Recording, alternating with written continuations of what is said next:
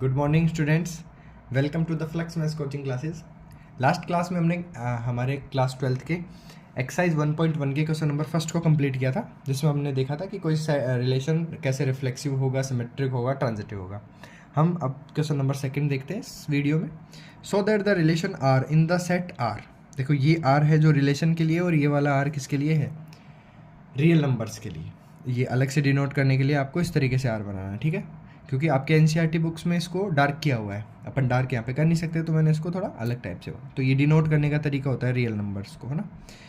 Of real numbers defined as R equal, आपका relation किस तरीके से डिफाइन है, a comma b such that a is less than equal to B square. इस तरीके से आपका एक रिलेशन है। अब उसके बारे में आपको बताना है कि neither reflexive not symmetric not transitive, ठीक है। अपन एक एक करके चेक करते हैं। फर्स्ट है रिफ्लेक्सिव के लिए, बिल्कुल इजी क्वेश्चन है, ध्यान से देखते जाओ, बिल्कुल इजी टाइप में हो जाएगा। और ये इस टाइप के क्वेश्चंस बोर्ड में बहुत मिलते हैं, ये a is less than equal to B square, a is less than equal to b cube, a is less than equal to b, ठीक है। तो इन वाले क्वेश्चंस को आप ध्यान से रखो, ये जरूर आपको एग्जाम में देखने को मिल जाएंगे। तो इसके लिए मैं कोई भी एक ए है, जैसे 1/2, ये मैंने मान लिया 1/2 है, ये किस में बिलोंग कर रहा है, रियल नंबर में से एक मैंने नंबर उठा लिया ए। अब मैं इसके लिए मुझे क्या चेक करना है, ए कोमा ए चेक करना है। अगर वो सेट में आपका रिलेशन में मिल जाएगा, बिलोंग करेगा, तो वो रिलेशन क्या हो जाएगा, सिमेट्रिक हो, रिफ्लेक्सिव हो जाएगा, या नहीं तो नहीं होगा। चलो चेक करते हैं। A comma a, it means 1/2 by 1/2। तो अगर ये इसमें बिलोंग कर रहा है आर में, तो इसके लिए मैं देख लूँ a is less than equal to B square given है, तो यहाँ पे अपन ए कोमा ए के लिए देख रहे हैं, तो a is less than equal to a square होना चाहिए। यहाँ पे लिखूँगा मैं 1/2 is less than equal to 1/2 का whole square. 1/2 is less than equal to 1/4, जो कि राइट नहीं है। क्यों? क्योंकि आपको पता है 1/4 1/2 से क्या है, स्मॉलर है, यानी यहाँ पे 1/2 ग्रेटर डिजिट है। तो ये वाला रिलेशन क्या है, ये सेटिस्फाई नहीं कर रहा है। तो अपना अगर ए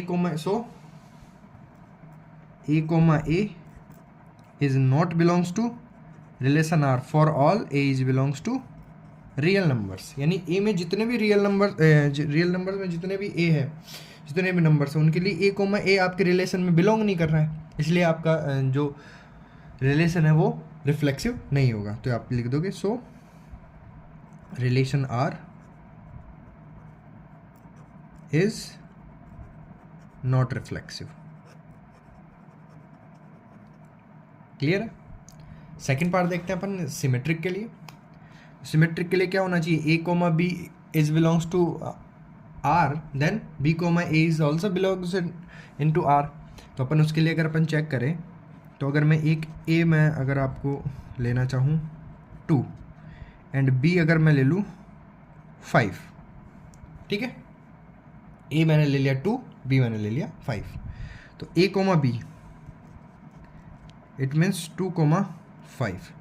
तो इसके लिए अगर मैं देखूँ a is less than equal to B square, मतलब 2 is less than equal to 5 square, 2 is less than equal to 25, जो कि राइट है। So a comma B is belongs to R. भाई a कोमा बी तो मेरा relation R में belong कर रहा है, लेकिन क्या b कोमा a रिलेशन में बिलोंग कर रहा है, चेक करते हैं। b कोमा a के लिए अगर मैं देखूँ 5,2, तो इसके लिए अगर अपन चेक करें a is less than equal to B square है।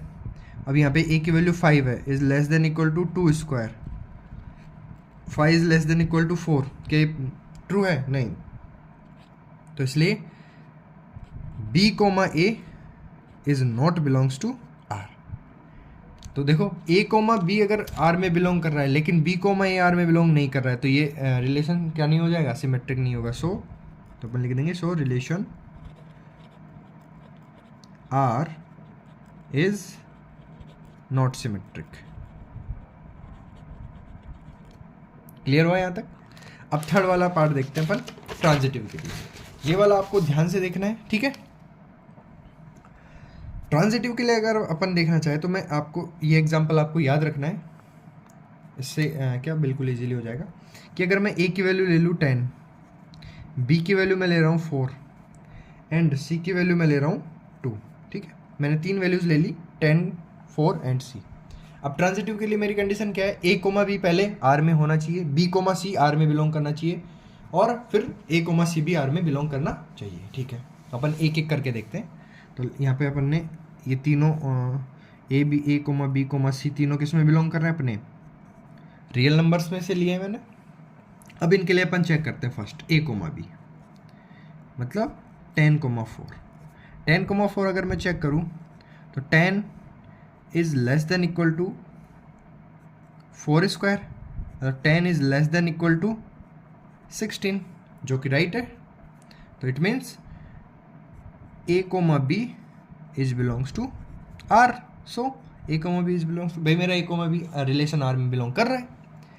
फिर मैं देखूंगा बी कोमा सी के लिए, बी कोमा सी क्या हो जाएगा आपका 4,2।